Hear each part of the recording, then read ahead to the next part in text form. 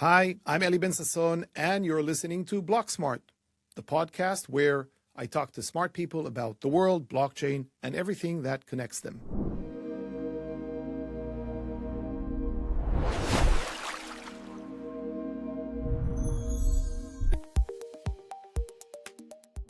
Today, from Starkware Studios, I'm talking to someone who made a name for herself as one of the most powerful women on Wall Street and earned the nickname Cruise Missile. She is Zoe Cruz, former co-president of Morgan Stanley, later pivoted and is today heavily focused on digital assets. She is the CEO and founder of Menai Financial Group. Some of the things I find very interesting about this particular episode is, first of all, there's sort of a resonance or something that we share, Zoe and I. So Zoe moved from the pinnacle of the ivory tower of global financial leadership. I moved from the ivory tower of academia, and we both ended up in this weird new world of blockchain. And I think that's very interesting to sort of compare notes. We do that a little bit in the episode. Another thing is that she shares her inspiring story coming to the U.S. at the age of 14 as a young poor immigrant, and then quickly rising through, first of all, academic ranks, Harvard University, and then global finance, all the way to the leadership of one of the most revered financial institutions. So that whole story and how she finds parallels in crypto, I think those are two very interesting aspects. So please listen in. I want to start by asking, I moved from academia, from the ivory tower, to this weird world that is blockchain. You moved from this very well understood world of finance, where you were a leader, into this weird world of blockchain. And now, as we're recording this, we're in the depths of some crypto winter. What do you say to your friends, and how does it feel going from like this very well understood world of banking that everyone knows about to this very strange world of blockchain? Yes. Well, first of all, thank you for having me. I have only met you, I think, 2-3 times, and I'm very impressed. And it will tangentially answer your question why I'm still all in on this space, because brilliant people like you that hopefully, like me, want to change the world for the better. And by the way, David Schwartz was an astrophysicist, I think, at NASA before he went to Ripple as a CTO, which is where I was on the board of directors. Yes, they're not mutually exclusive things. On top of that, you're going to make money. The fact that both you from technology, brilliant mind, and the fact that I had a front seat at a huge revolution, which was finance globalizing. I mean, that was a huge, people forget that as recently as the 80s, finance was not globalized. Morgan Stanley, when I joined it in the 80s, right out of school, was a private M&A boutique with 3 offices, Tokyo, London, New York, and 1,700 people. The revolution, when I left in 2007, it was 60,000 people, had offices everywhere.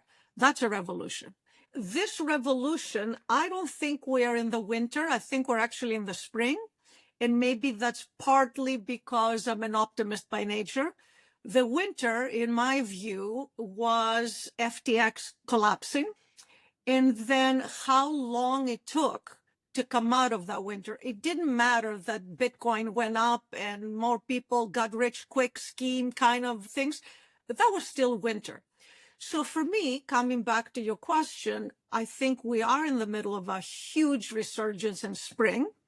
I am still in this space, and I got in this space when I went to California. I met these amazing people, not just David Schwartz, the founder, Chris Larson, a very philanthropic, very smart man, Brad Garlinghouse, where they actually made me understand, because I had traditional finance experience, the reason we have the spring right now, not the winter, is what they described and why I got excited. The revolution isn't buy Bitcoin and you'll be rich. The revolution is we're digitizing value, not just money, but digitizing value, and we're having it move faster, cheaper, and accessible to you and I without having to have a JP Morgan bank account. That's the revolution.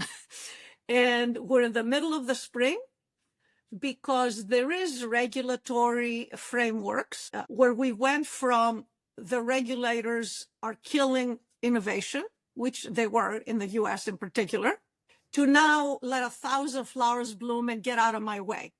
Neither extreme is a very good idea. Yeah, but I'm asking also about, like, let's say the emotional feeling of like, you're in New York, you're more in the center of the world, the financial world, even the crypto world than I am. I'm very happy to hear that you sense that it's spring more than winter. What do you say to all your friends who are saying to you, hey, come back to like the safe haven of banking and the financial world? How do you explain to yourself your conviction? Well, first of all, I think we're right to say we're in the depth of winter, but winter is financial constructs and even technology constructs as we used to know them. Again, I rose through the ranks mainly through macro trading, where you kind of zoomed out a little bit and understood what were your assumptions. People talk about the volatility of digital assets and all the disasters that still occur, and these young people, again, hubris and greed. But if you zoom out, the biggest problem right now is volatility in stocks and bonds, and the risk-free rate of return, US Treasuries, is higher than Bitcoin. That's a very big deal. When you're talking about trillions of people's savings, trillions with an S, of people's savings basically vaporized overnight practically. People don't see that KKR, Apollo, these are the biggest private equity firms. I think we as smart, engaged people that have value to add, we need to kind of say, is there a paradigm shift? And the massive paradigm shift, in my view, is so massive that it is almost kind of small to talk about where's crypto going to go.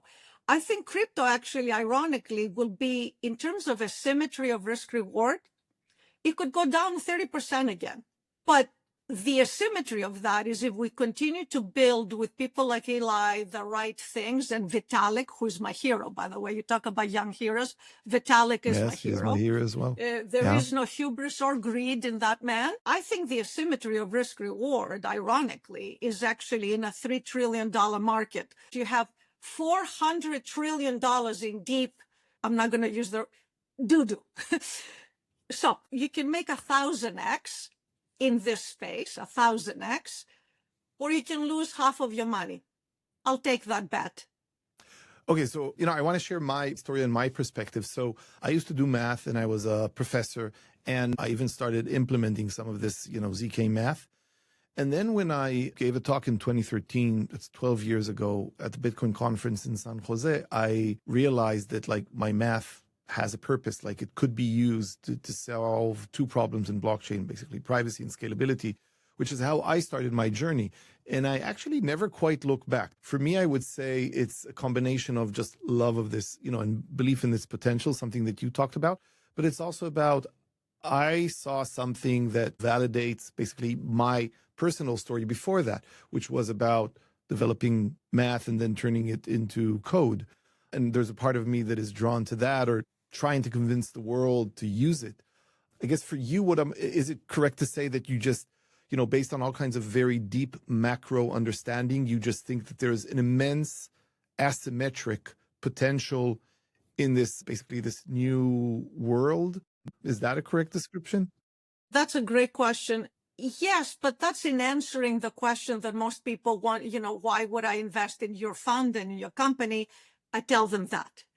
What is drawing me in that space, being a Greek immigrant from, my parents came to this country with nothing. I'm the American dream story. You are. 4 years before I went to Harvard, I didn't speak a word of English. I went to Harvard on a full scholarship. And 24 years later, I was running Morgan Stanley. That's an amazing dream of democracy and capitalism. So what is drawing me into this and keeping me into this is to have my voice be heard So we actually don't go down the path. Frankly, the most concerning thing I have is the path of, if I give you money, how do you make me money? As opposed to the way you, smart people like you, are writing code that's going to change the world. It is solving problems that it's not obvious to people in America. Again, coming from a poor background, the idea that actually I can, through this financial system, have access, an agency. Americans miss that point. The reason I understood the power of this distributed blockchain, distributed ledger technology, is I was an immigrant, but I went to Morgan Stanley. We set up a foreign exchange business. So very early on, I would go with envelopes of paper money, Swiss francs and French francs, and you go to Japan, yen. And I understood basically very quickly that what this revolution was is rebuilding rails on which value moves. That's because actually I understand global finance and the way traditional money moves. To build a global business at Morgan Stanley, I needed to go to Japan. If I wanted to open an office in Japan in foreign exchange, guess what? Not only did I need to go to Japan, the head of that office was Japanese. It wasn't me pontificating from New York. I would go to the MOF, the Ministry of Finance, and I would understand, if I'm going to operate there, what are the rules of engagement of Japan if I'm going to have an office there. So what I'm saying is, when I looked at this space, I said, wow, if we actually have brilliance in reinventing the way these rails work, you can have enormous impact in a very antiquated system. What I mean by that, Eli, is even now, SWIFT is a messaging system. SWIFT and correspondent banking system works just fine. Even now, if I were back at Morgan Stanley wanting to wire $100 million to Citigroup in Mexico, works just fine. If you're an SME in Nigeria, not so good. So what I'm saying to you is, both my living in another world, as opposed to being in the richest country in the world, where I need, I have to have, and no clue as to how you contribute to having, and understanding the way foreign exchange and this distributed ledger technology works, is what got me excited, and I'm still excited. Hi, I'm Eli Ben-Sasson. You're listening to Block Smart, brought to you by Starkware, and we're listening to Zoe Cruz. Okay, I want now to go back and I'm curious. To me, bank is a very, it's like one of these things where, on the one hand, it feels like very, very familiar, because ever since I grew up, my parents and everyone used banks, and I know a little bit about banking in the sense that, I have a checking account and stuff like that. But of course, you were, leading it from the inside.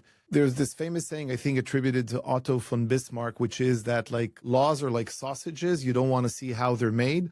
I'm sure that applies to banking as well. So can you tell me a little bit, like, what is this sausage of a global banking? How does it seem to you from the inside, and what has changed? What is it about? What banking was, remember, I joined Morgan Stanley when Glass-Steagall, the investment banks fought to get rid of Glass-Steagall. Morgan Stanley was one entity under Glass-Steagall. JP Morgan and Morgan Stanley, once we got rid of Glass-Steagall, were forced to separate. So banking back then is very different than what it is today. Back in those days, and I remember we would all be very comfortable, we should get rid of this, eliminating innovation in finance. Glass-Steagall was put in place after the great crash in the 30s and the Great Depression. As you know, and it's scary, I think, the parallels between pre-30s and now. I think you need to go back to that world. The crash that eliminated huge amounts of wealth, the regulators basically said, we're going to separate investment banks from commercial banks. So you must not be a principal and an agent to the same transaction. What does that mean? Well, you cannot give advice actually and provide the product where you're going to make money.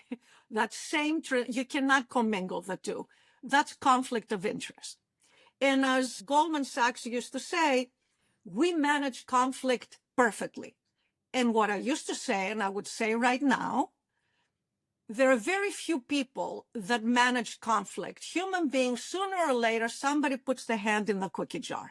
So the banking that I joined was the Menai boutique of first-class people. Morgan Stanley was and is a great firm.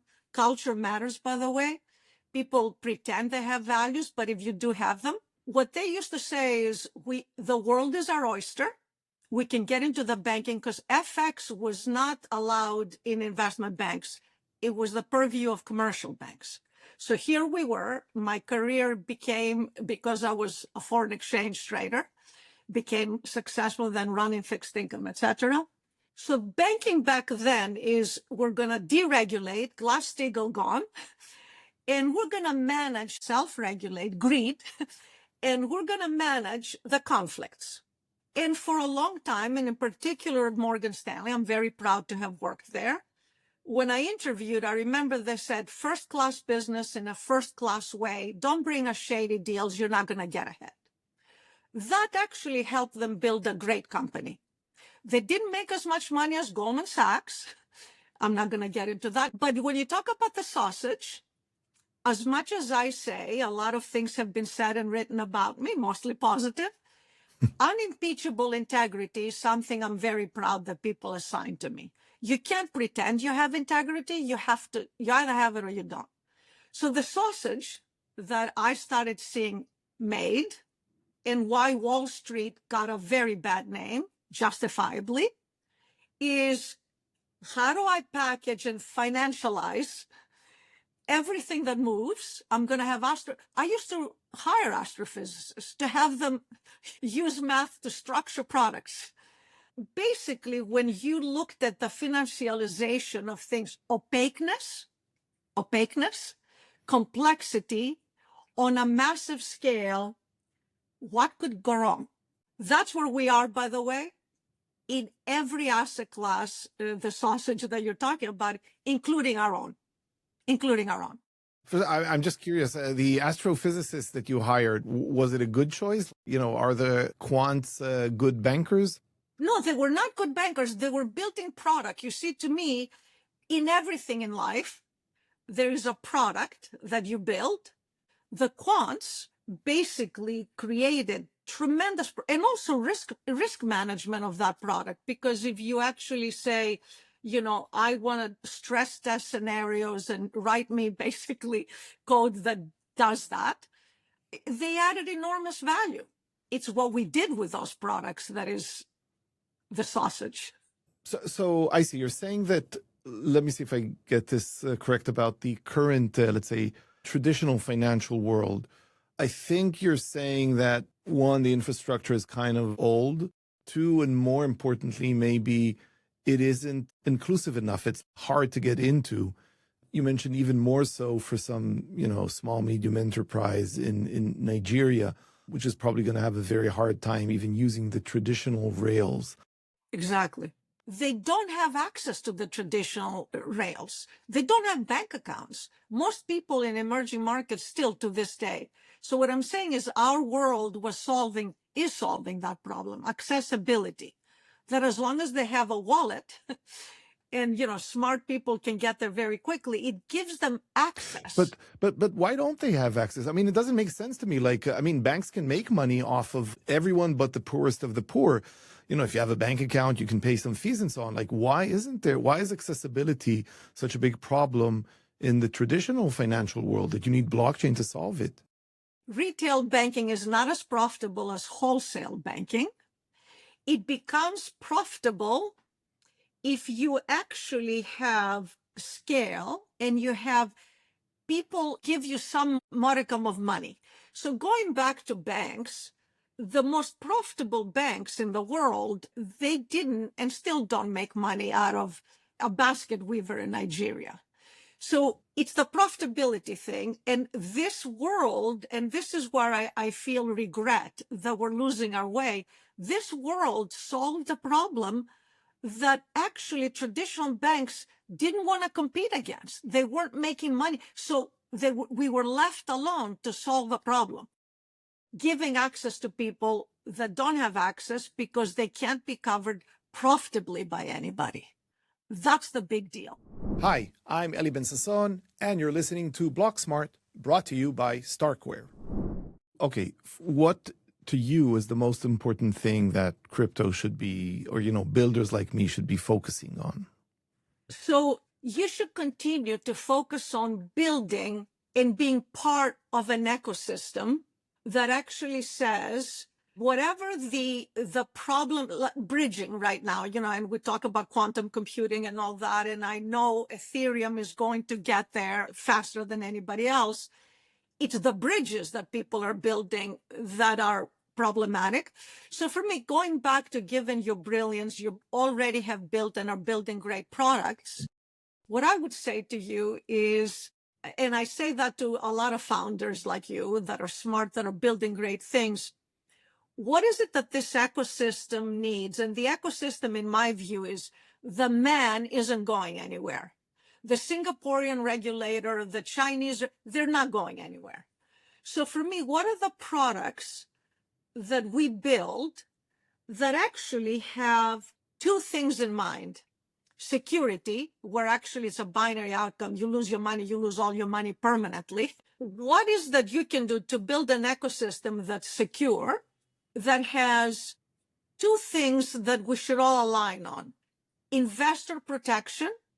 To me, FTX is a tragedy because you have a brilliant young man who, instead of jail, if he had gray hair to say you can't commingle client money with your money, he'd still be building amazing things.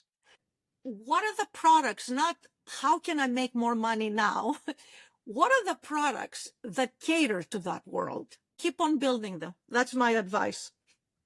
I can tell you, I am curious to hear what you think about this. So to me, I think the one word that I associate what blockchain should do and what we should be doing, certainly on StarkNet, one word would be freedom, and freedom for people. And when I think about freedom in the context of blockchain, I think about actually two things. One is freedom for users, which means, censorship resistance, self-custodial, things can be moved around very freely and you can do whatever you want. More importantly, I think it is freedom of enterprise, which means reducing or removing barriers for actually new financial innovation and new financial products, right? And I think this is like the huge success stories of crypto are all around that, like enabling new things that are related to freedom, to removal of barriers that usually come from, start with single brilliant entrepreneurs, Hayden Adams with an AMM, or now Shane Copeland with Polymarket. New financial products that basically overcome barriers of entry. So to me, the main focus of blockchain should be freedom for people and for entrepreneurs. So this is as opposed to, let's say, new financial rails for the traditional system. I think we will also create new financial rails for the traditional system, but I think it will be by way of disruption and by creating, a new class of entrepreneurs and business leaders that go through this freedom angle and say, oh, I want to do this. Why can't I? Let me do this. And people then say, we want this. Yeah. What do you think about that? Like freedom as a North Star? Yes. And that's why they allowed this industry to grow to $3 trillion very quickly, because in this land in particular, not Europe, well, everybody's trying to change now. I think that's what enabled people like you to leave academia and develop things, the freedom, the enterprise. Then in macro, we have a trilemma problem, which is if you're a sovereign state, you cannot have all three things: freely floating exchange rates, an independent central bank to set interest rates, and freely floating capital. You can't have all three. You have to solve for that. So for me, coming back to your freedom thing, is you can have freedom, but if you're going to talk about, I'm going to reinvent the way finance works, trillions of dollars, you need to submit to certain rules of engagement. You can't have your cake and eat it too. So for me, stable coins, the reason it is spring is you're talking about we're digitizing assets, every asset, stocks, bonds, we're digitizing them. So you're talking about trillions of dollars moving here. Trillions of dollars meaning, and that's why I'm very bullish on Ethereum, because at the end of the day, it's the layer one of choice in terms of security. Because if I'm moving $1 or $10, a gamer or Polymarket, I'm betting I don't care as much if it gets lost. If I'm moving $1 billion, I care. So for me, as an industry, we can't have our cake and eat it too. If we're going to say we're going to grow and change the world, then you need to understand this current nonsense of having your cake and eat it too as an industry, of I want to act like a bank. Why should I not be able to pay and not have the albatross of the banks who are basically utilities? I think that's the problem, Eli. Very interesting. I'll mention that on stable coins, I mean, we're the first versions of shielded, composable, regulatory compliant Yes. versions of basically ERC20. We call them STRK20s on Starknet that offer very, very good shielding and very good UX. You should be very proud, and this is very important. But look what you just said, regulatory compliant. In Menai, we invest, we're long only, we don't fund, it was long, short, and all this. It's not nonsense, but it doesn't make any sense for a nascent industry. We're long only, we do deep research in terms of the tokens and projects that change the world. Regulatory compliant private, so we don't do Monero, privacy coin, that's not regulatory compliant. We don't do meme coins and all that nonsense. But regulatory compliant privacy is huge, huge. So keep on improving your product, because ultimately JP Morgan will want that. What people don't understand is for you to have privacy, I want to have privacy, it's an important thing, but also it protects money launderers, so the regulatory part is important to say, I want to protect JP Morgan and Morgan Stanley we had a huge trading, over-the-counter trading. If I have a client come in and want to sell $1 billion yen, I want to have the privacy of that transaction, not have every Tom, Dick, and Harry front run it. That's very different than if that $1 billion yen was sold by some drug lord. Right. So that is a product that's essential. Keep on building it. Okay. Zoe, I want to thank you very much. Now I'm going to move to this basically quick fire questions. So, without thinking too much, just like a sentence or two on each one of them. Okay. So first, how many languages do you speak? 4. Which ones? Yeah. English, Greek. Well, English, of course, Greek, French, and Spanish. Now, if you could learn a 5th language, which language would it be? It's a complicated answer, but I would say Japanese. Okay. So now, if you weren't working in finance, which field would you be working in? I always loved great design. Being a Greek, if you've been to Greece, we built beautiful things thousands of years ago. I would have been an architect. Oh, yeah. And I'm glad I'm actually not an architect, because it was a fantasy to think people with money would allow me to build beautiful things. Hard to beat the Parthenon. Now, a place in the world you'd love to visit again? I am, somebody asked me, what is your favorite color? I love all colors. Maybe one or two I don't. So there are many places that I visited, Peru, Machu Picchu, Japan. I'd love to go back to Japan. Yeah, I think there are so many beautiful places in the world. Okay, a time machine arrives. Which time and age, throughout history, would you like to go visit first? None. I actually think that we are very fortunate to live in such an intellectually amazing, amazing place. I want to make a difference while we're all going to be 6 feet under soon enough. I want to live in a place where you can make a difference to actually have this amazing life continue to be what it is. It's been an amazing journey. I tend to agree. There are different periods I would love to visit, but if I had to live, I think, now is pretty much the best time to live in. Someone said maybe the 80s or 90s or the 50s, but definitely in the past century is the best time, I think. Best tip you would give a CEO or high executive? It depends on what their objective is. My assumption, if a CEO is somebody that says, I want to make a difference, I'm going to be impactful, that CEO is the best advice I would give them is the best time I had was when I was building businesses that mattered, that added value, where people liked working for me, the happiness that you feel. So this, to me, people have your number. Whatever your number is, you can pretend you're a different person. People align behind, and again, the power of people to do amazing things if you inspire them. If you say, this is where we're going, and where we're going is a great place, not you're going to be a billionaire at the end of it. That's the advice I would give. But don't pretend. You know, there's a lot of big companies right now where they mouth the words. The best advice is don't do that if you actually don't really mean it. Which podcast do you recommend folks to listen to? I have a cornucopia of podcasts.